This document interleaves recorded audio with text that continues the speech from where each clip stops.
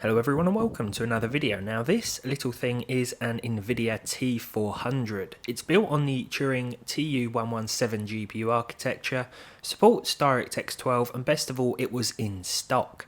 With 2 gigs of GDDR6 memory, it's sort of like a significantly cut down version of the latest GTX 1650, and while that isn't brilliant at playing games, it can still offer acceptable performance in a lot of AAA releases.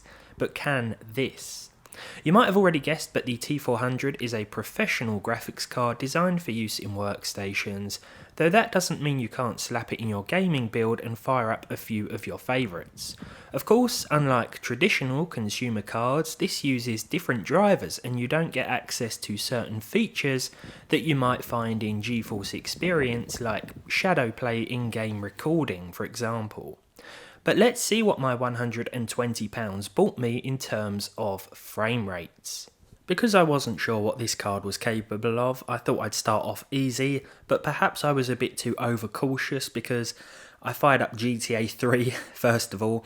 If you do however want to play GTA 3 with over 700 frames per second, then this card will manage that just fine. Oh, look at that, a petrol station with no queues. Ah, those were the days. Moving on, and I still wasn't really sure what to expect from this card because GTA is about 2 decades old and will therefore run on almost anything. The next game I tried then was Fallout 4, although I did still stick to the low settings, albeit at 1080p, because I wasn't sure what to expect in terms of performance, as I said, but it turns out that the card pretty much managed to hit 60 FPS, which is the natural cap for this game almost all of the time. There were a few moments, as you've probably seen by now, whereby the game did stutter and drop a couple of frames here and there, but for the most part 1080p 60 FPS isn't going to be a problem. You can see that the card doesn't really get too hot either, so for all of your Grand Theft Auto 3 and Fallout 4 related needs, well, this thing should do just fine. Let's just take care of this last ghoul here and then move on to our next title. And there we go. Again, perhaps I was leaning toward the side of caution when it came to GTA 5 because I selected 1080p with the normal settings. Normal settings in GTA 5 is pretty much the equivalent to every other game's low settings, and as you can see, the frame rates were very respectable indeed, over 100 FPS most of the time, although there will still be some drops below that, and on very rare occasions you might see drops into the 80s or 70s as well, which is of course no big deal because overall performance is going to be very impressive on this little card. But then again, GTA runs on a wide range of hardware ranging from low end to high end, so yeah, so far nothing has really been much of a challenge for this GPU. Let's just take care of this person here and then we'll move on to the next game. Okay, we'll just we'll just speed past them and crash instead. Now, as part of the RTX family of professional GPUs, we actually have access to Nvidia DLSS from within games that support it. Red Dead Redemption 2 is one such example that allows you to select your chosen preset, be it performance or quality. As you can see, we can select this option just fine, but just because we can doesn't mean that we should, because as we move on to the actual Red Dead Redemption 2 gameplay now, you'll see that this is actually more of a problem than anything else. The technology just isn't there, or the support just isn't there for these professional cards when it comes to utilising DLSS. The sort of support you might find with a traditional RTX card, for example, just isn't available here, and as such you're much better off turning the resolution scale or just resolution down in the first place, as opposed to trying to enable DLSS with a card like this, but you can turn it on for what that's worth. As you can see here, it's just much better to run the game at 66.7% or 2/3 of 1080p because that will net you a plus 30 or in fact plus 40 FPS average.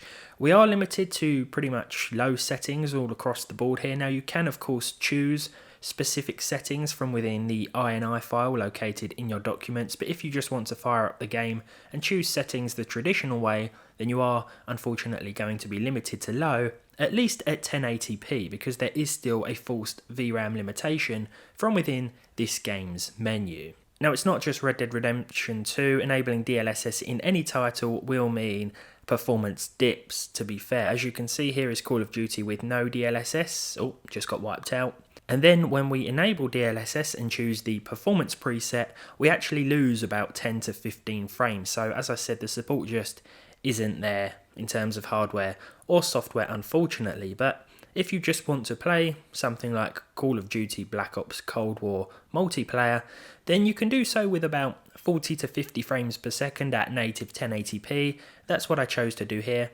But to be honest, I'd actually recommend choosing either a lower resolution or adjusting the resolution scaling until you're hitting somewhere around 60 FPS, because in first-person titles like this one, especially competitive ones, what on earth was I thinking there? You are going to benefit from as many frames as possible. Now, you may be wondering then, if this supports DLSS, does it support ray tracing? And the answer is no. We cannot enable ray tracing in any games that I tested that support it, of course, when using this card. All we can do is select DLSS, which will actually make gameplay worse. I think even if we could enable ray tracing, it would probably be best to leave it off, because as it is, performance isn't brilliant. Now, there are a couple of other of these T labelled cards. I think we've got a T600 and a T1000 as well, which of course offer far more horsepower, but as you go up in the numbers, the prices also go up, and then it sort of makes more or less and less sense to buy one in replacement of a traditional desktop GPU, because the prices just don't really make too much sense. This was the cheapest, and I thought for the money you might be tempted by it, hence why I decided to check it out for a video. It is safe to say though that in games like GTA, Fallout 4 and Fortnite here, well, you are going to have a playable experience. Again, Fortnite is another one of those DLSS supported titles, but enabling it will cut our frame rate in half. You're far better off just leaving that option disabled. Here at 1080p native with the low preset, we are seeing over 100 frames per second in Fortnite. Now, there are certainly other cards on the used market that would make far more sense than this one, but this does support all the modern features such as DirectX 12 and should therefore be able to, on paper, run every game that you throw at it. I'm not sure how well, but it will run them at least. I like to check out these workstation cards because every so often a new one pops up and I just can't help but wondering whether or not they're actually good for gaming. And if you guys come across one of these as well, you might be wondering the same. So hopefully I've bought this so that you don't have to. But if you do want to, or you just want a cheapish workstation card, then I don't see why this wouldn't make for a good option. But for gaming, it's probably not the best idea. And with that, thank you very much for watching. If you enjoyed it, leave a like, leave a dislike if you didn't. Let me know if you want me to check out the other T-labelled cards, the T600 or T1000. I think there's a T1000 and I haven't just made that up.